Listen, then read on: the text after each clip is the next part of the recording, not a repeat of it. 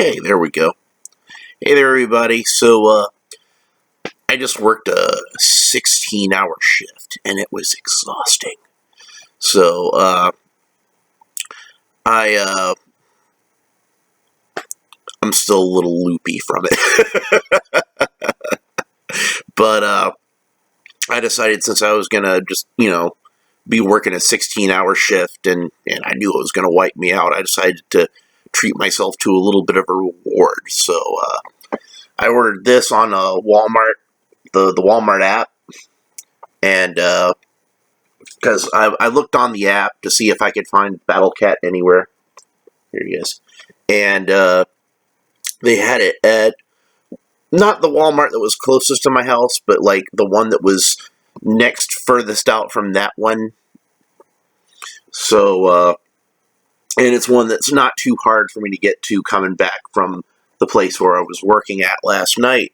So I ordered him on the app and picked him up on the way back from work this morning.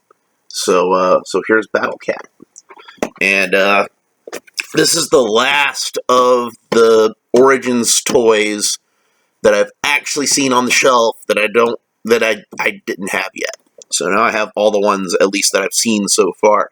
I've heard of some of the other figures showing up already, which would be the rest of the ones in the first wave, which you can see on the back here, which is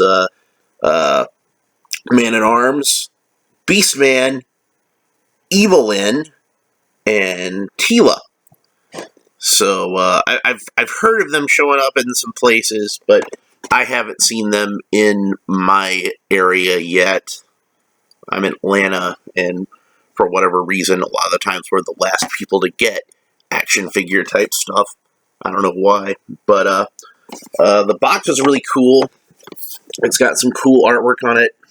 If you're familiar with the artwork on the original Battle Cat box, this is very similar to it. It's based on the original Battle Cat artwork, but it's not quite the original Battle Cat artwork. This one's more, trying to think of a way to say this that doesn't sound backhanded to either this artwork or the original artwork, but I feel like this one is a little more sort of like trying to be a more refined version, where the other one was more sort of expressionistic, and I felt like was supposed to be more sort of raw and like a Frank Frazetta painting, where it's just all emotion and that kind of thing. And this one's almost more like a comic book drawing, where it's supposed to be more sort of illustrative, if that makes any sense. So I'm pretty sure it's the same guy who's been doing the artwork on the back of the packages, but I'm not 100% certain. Here's the piece on the back, and that one's really cool too, where you've got He-Man on Battle Cat, and he's about to pounce on Skeletor, who looks like he's about to crap his furry loincloth. And it's got this helpful little thing on here that lets you know that you can take off and put back on Battle Cat's armor and helmet. So, I don't have the original Battle Cat on hand to compare, unfortunately. And even if I did, I'm missing my Battle Cat's helmet. So, I do have the Classics version, so I'm going to do a little bit of a comparison between those two once I get Battle Cat out of his packaging. And you know what? Like a fool, I forgot to make sure that I had He-Man ready. Yeah, here we go. Alright, he's on hand anyway. See, I got He-Man over here. Thankfully, I already had him nearby. And his shield came off of his hand, so I'm going to pop it right back on real quick, and then we'll get on to Battle Cat. So there we go. Alright. And of course, as always, I have my handy-dandy X-Acto knife, because I know I'm going to need to cut a lot of tape and a lot of rubber bands. So, little slice there. And that's actually the only piece of tape I needed to cut to get the box open. Thank you, Mattel. Alright, so then we got the little cardboard insert. Now, a lot of the times these days, because I guess they've got more of a budget for, like, printing and things like that, toy companies will print, like, a little diorama thing, like, on the inside of this. Like, for example, if you guys have seen any of my pictures of action figures that I post online, I actually use, like, the insert from the Leonard Aliens figures as a backdrop. And I would show you right now, but I've got a bunch of action figures kind of piled on it, so I can't really dig it out. But it just kind of looks like the... Well, actually, I got one over there. Hang on a second. Yeah, I got an extra one. So yeah, you can see how, like, with Aliens, they printed up this one that looks like the inside of the spaceship.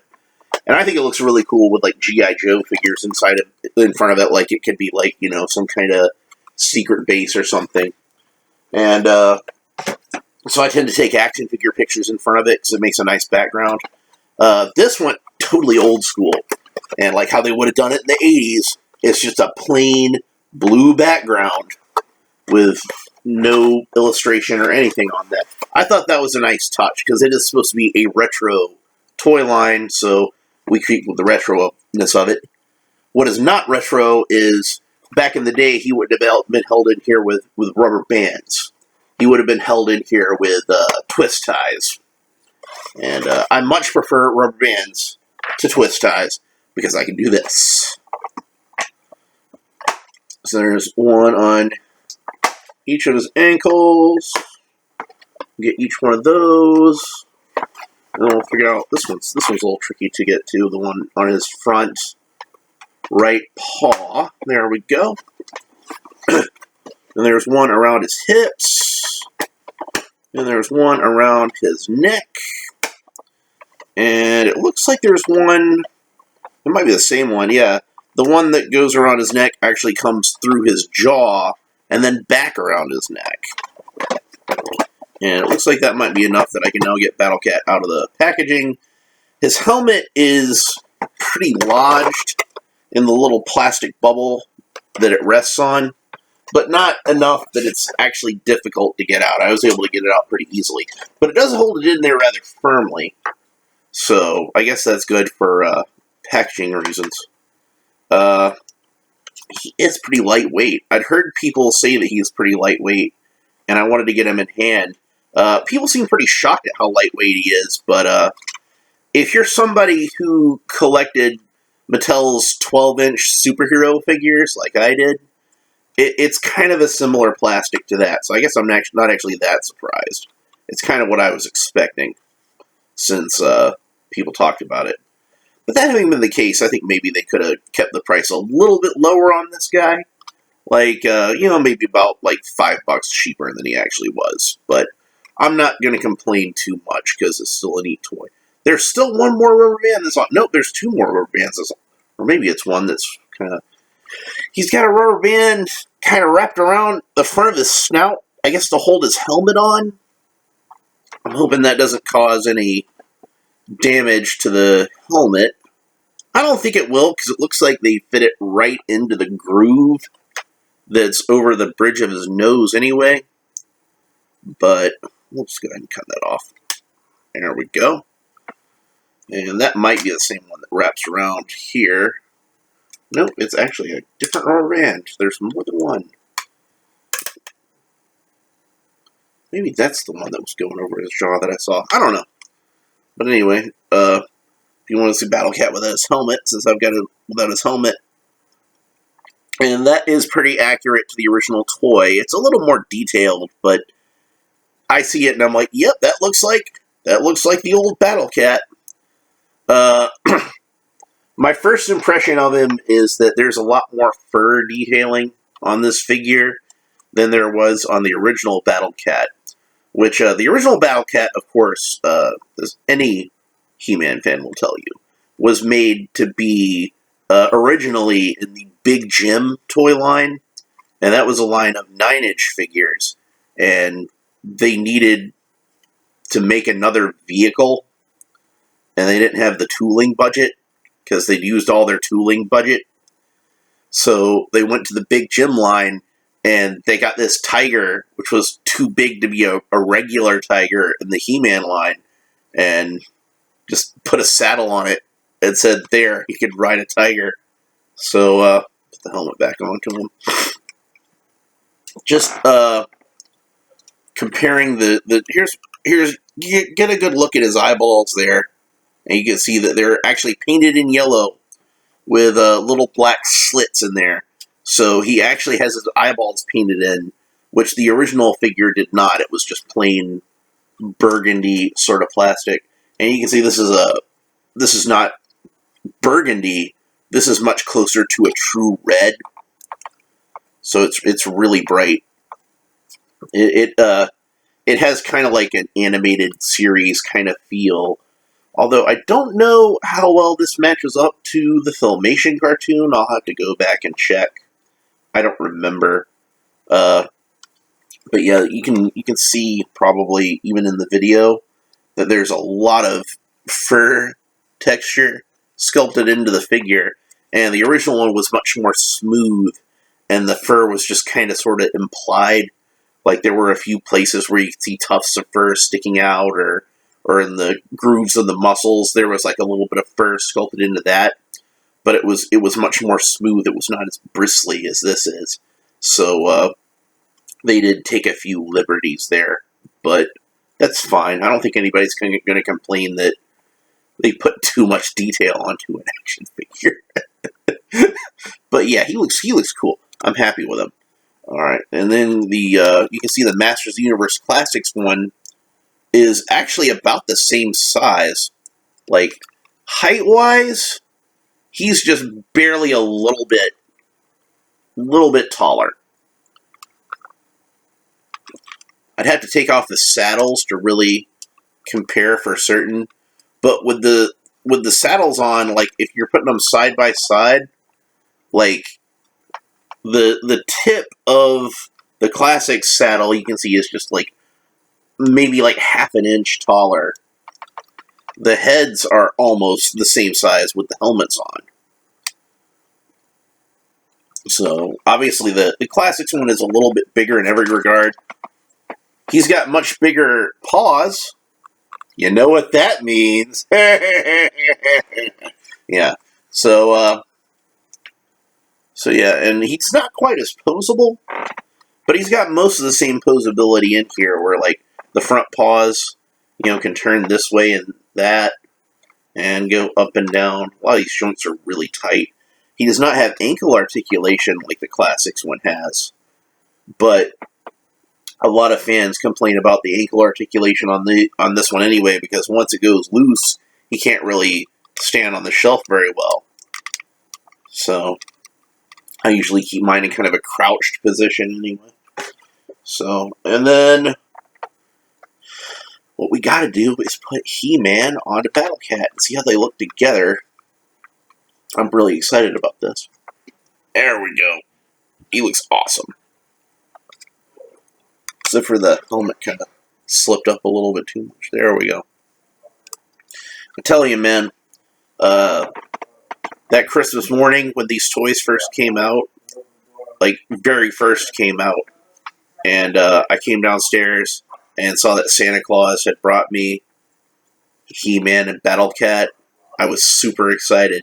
And I'd seen the commercials and thought they were really cool. So actually, Battle Cat wasn't on the commercials, so I don't think I even knew about Battle Cat yet. I just knew about He-Man. The commercial that I remember seeing was He-Man and Beast-Man fighting for control of Castle Grayskull. Skeletor wasn't even in that commercial.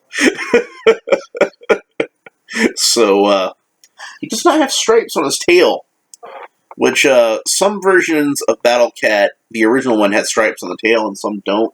This one does not, and neither the Classics one does, is what I meant to say, does have stripes.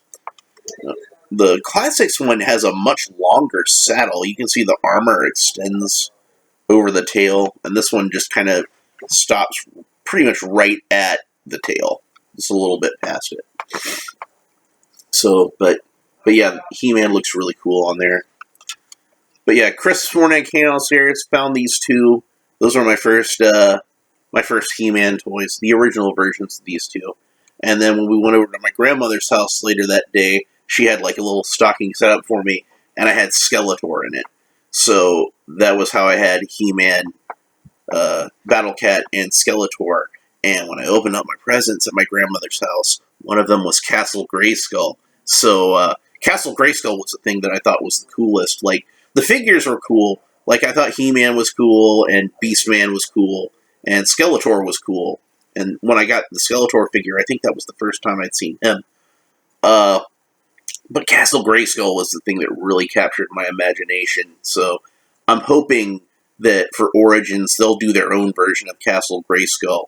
And, you know, they could even reuse the tooling, I think, because it's to the same scale. You could just re-release the original Castle Grayskull. You know, maybe put a few more extras into it, like maybe the cardboard pieces they could actually do out of plastic this time, like they did with the classics. But Origins needs its own Castle Grayskull, because I think the kids would really go nuts for it. If there's kids playing with this line, if their parents are big He-Man fans, and, you know, I'll just leave him here for a second. You could admire him.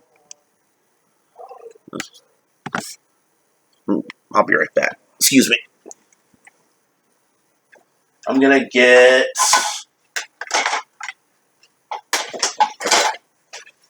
because this is something I'm kind of curious about.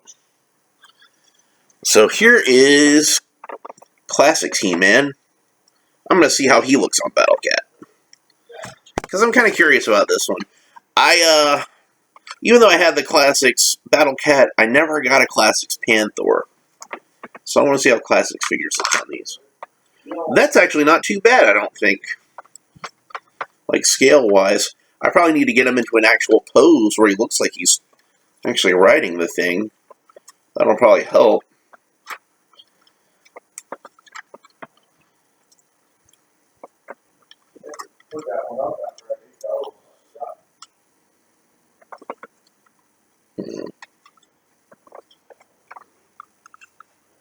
Yeah, I think that looks pretty decent. He's a little bigger than the Origins one, but I think it still looks alright. This is actually probably better proportioned to the original toy than, than the Origins one is, or he is to the Classics Battle Cat, because they bumped up his size so much. But what I was hoping, like I said, was since I never got Panther, that maybe I could get, like, the Origins Panther for the Classics Skeletor. And that might work. That might look good. And looking at this, I think that, yeah, that might work. When they do Panther, they're actually going to do two different versions of them also, because they're going to do one where it's just plain plastic, and they're going to do one that's flocked. So what I was thinking is I could use the one that's flocked for the Classics version, since it's a little fancier, and those are like slightly fancier figures, whereas these are supposed to be more sort of old school. So we'll put Origins He-Man back on there, since that's his ride.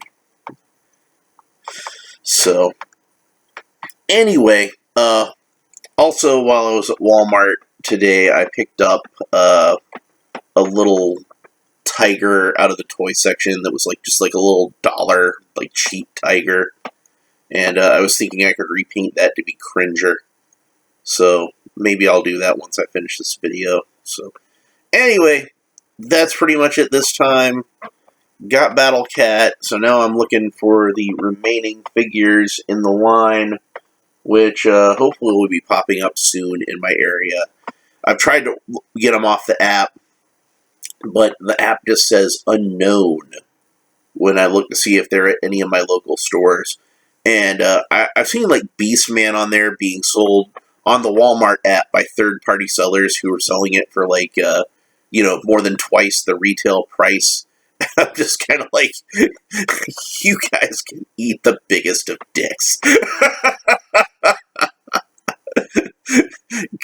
Go on there and buy up all the toys and then sell them on the Walmart app. Yeah, I'll just wait a little bit. Mattel said that there were going to be plenty of these for everybody who wanted one. So I think in the first wave, you've got all the characters that I consider to be like the most essential. And then we know that like Trapjaw and Triclops are coming, and Merman, and those are ones that I would consider to be on the second wave of essential. I really want Zodak because I love Zodak. I'm excited Clamp Champ is coming out. A lot of these are going to have like some good custom potential too. So I'm really excited. Anyway, that's pretty much it. We'll talk to you next time.